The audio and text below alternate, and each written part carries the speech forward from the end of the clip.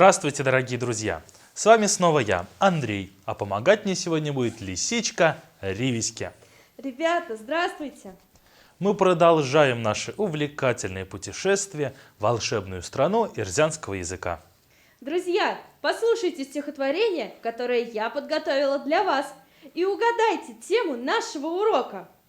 Молочко дает корова, дети с ним всегда здоровы. Для лошади конюшня дом, угости его овсом. А мой маленький котенок спит без простынь и пеленок. Все верно, ребята. Сегодня, как вы поняли, мы будем говорить о домашних животных. Итак, тема нашего сегодняшнего урока – кудонь ракшатне – домашние животные.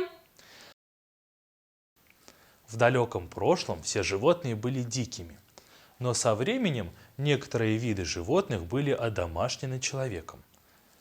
Они приносят людям неоценимую пользу. Так собака сторожит дом, а кошка ловит мышей, корова дает молоко, из которого делают вкусные молочные продукты. Конь – неоценимый помощник в хозяйстве. А еще домашние животные становятся верными друзьями своим хозяевам. Ребята, назовем домашних животных по-ирзянски. Алаша – лошадь, катка – псака, кошка, киска – собака, реви – овца, сея – коза, скал – корова, тува – свинья.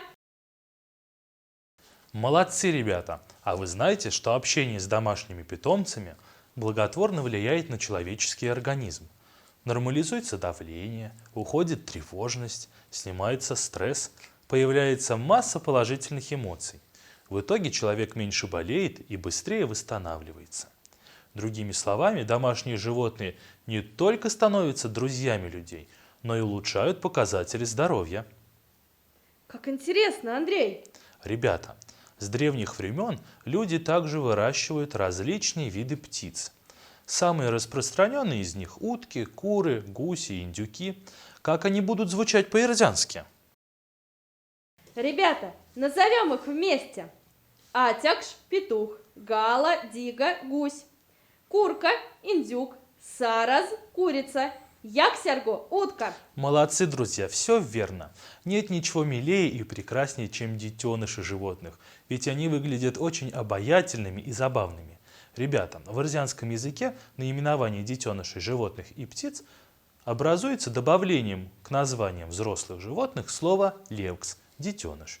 Исключение составляет некоторые названия. Ребята, прочитаем их вместе со мной. Ваз – теленок, кашо – жеребенок, катка-левкс – котенок, киска-левкс – щенок, сараз-левкс – цыпака – цыпленок, реви-левкс – виряз – ягненок, ту-левкс – поросенок. Запомнили, ребята? Хорошо! Итак, друзья, на этом наш урок завершен. Мы сегодня много поработали, научились называть домашних животных и птиц, а также их детенышей на ирзянском языке. В заключение мне бы хотелось попросить вас бережно и внимательно относиться к животным, ведь они так же, как люди, нуждаются в любви и защите. Стремись животных защищать, они ведь братья наши. Стремись чуть-чуть добрее стать, мир этот сделать краше. Их дружба крепкая, верна, животные, как люди. И нам их доброта нужна. Кем без добра мы будем?